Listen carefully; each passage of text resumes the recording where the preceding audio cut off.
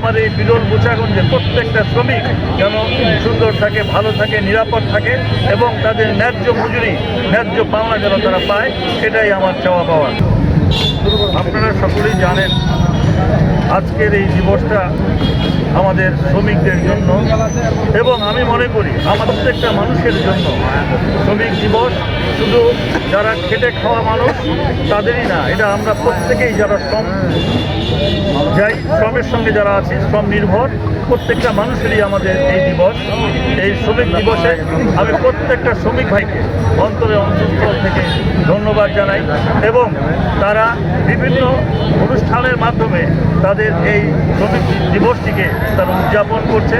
আমাদের সরকার, বাংলাদেশ জাতীয়তাবাদী দল, এই দলের বর্তমান চেয়ারম্যান মাননীয় প্রধানমন্ত্রী, উনিও শ্রমিকদের বিভিন্ন কর্মকাণ্ডকে উৎসাহিত করার জন্য, শ্রমিকদের দাবি দেওয়া, তাদের ন্যায্য পাওনা, তাদের ভাগ্য উন্নয়নের জন্য নিরলসভাবে কাজ করে যাচ্ছি এবং আমরা চাচ্ছি আমার এই বিরল বোচাগঞ্জে প্রত্যেকটা শ্রমিক যেন সুন্দর থাকে, ভালো থাকে, নিরাপদ থাকে এবং তাদের ন্যায্য মজুরি, ন্যায্য পাওনা যেন তারা পায়, এটাই আমার চাওয়া পাওয়া।